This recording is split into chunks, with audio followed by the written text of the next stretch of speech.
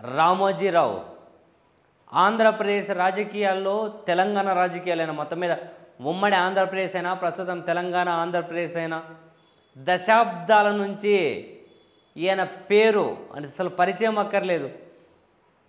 And Andhra Pradesh రాజకీయాల్లో మరీ ముఖ్యంగా తెలుగుదేశం పార్టీ అయినా బీజేపీలో అయినా కాంగ్రెస్లో అయినా ఏకంగా ఈయనకు భక్త బృందాలే ఉండేటివి.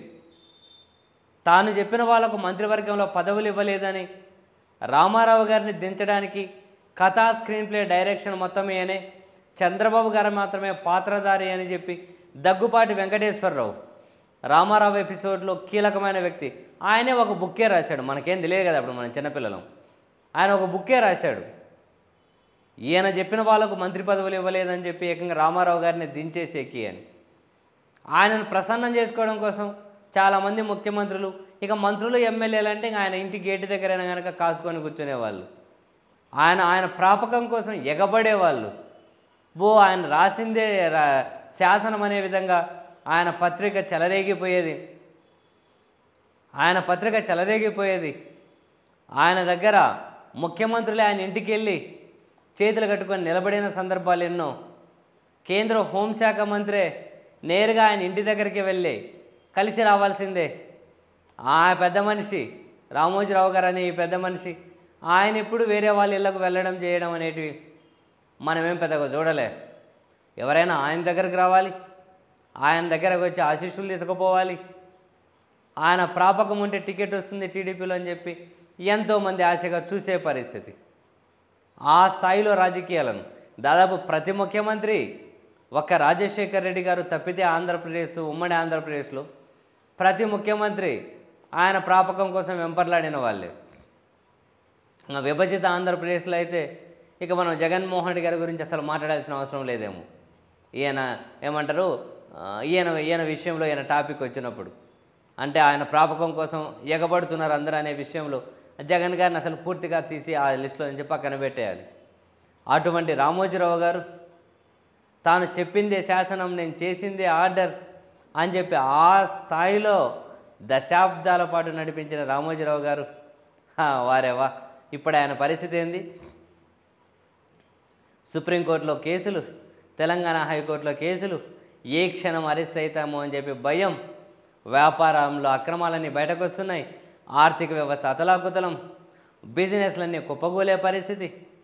తాజాగా సుప్రీంకోర్టు తెలంగాణ హైకోర్టుకు బదలాయించిన మార్గదర్శి ఫైనాన్షియల్ కేసు ఏదైతే ఉంటుందో అందులో కనుక ఆయన తప్పులు తేలితే, అందులో కనుక ఆయన ఫైన్ కట్టాల్సిన పరిస్థితి వస్తే ఇక మరి అమ్మడానికి ఇంకేమున్నాయో, ఇంకేం అమ్ముకుంటారో ఆయన ఊహకు కూడా అందని పరిస్థితి ఉంటుంది. మనం ఎప్పుడు చెబుతూ ఉంటాం, కాలం ఎవ్వరిని వదలదు, అందరి ప్రశ్నలకు సమాధానాలు చెప్పే తీరతుంది అని. అండ్ ఇదే రామోజీరావు గారు కూడా చెప్పి ఉన్నారు ఇప్పటికే, జగన్మహిమో కాలమహిమో నాకు ఈ పరిస్థితి వచ్చింది అని. జగన్ భలే ఉన్నావా అని. ఎక్కడి రామోజీరావును ఎక్కడికి తెచ్చావు? వీటన్నిటికీ దాటుకొని రామోజీరావు గారు కటకటాలు ఊచలు కూడా లెక్కపెట్టే పరిస్థితి ఉండేది.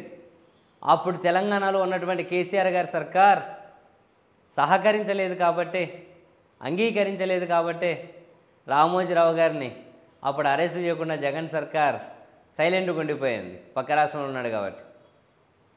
ఇప్పుడు రేవంత్ రెడ్డి సర్కారు కూడా రామోజీరావు గారి విషయంలో వ్యతిరేకంగా వెళ్తుంది, దూకుడుగా వెళ్తుంది అని చెప్పి మనమైతే అనుకుంటలేము. కానీ వాళ్ళు దూకుడుగా వెళ్ళినా, సహకరించకపోయినా, న్యాయస్థానాలు అయినా జగన్మోహన్ రెడ్డి గారు అయితే రామోజీరావు గారిని వదిలిపెట్టే పరిస్థితే కనిపించట్లేదు.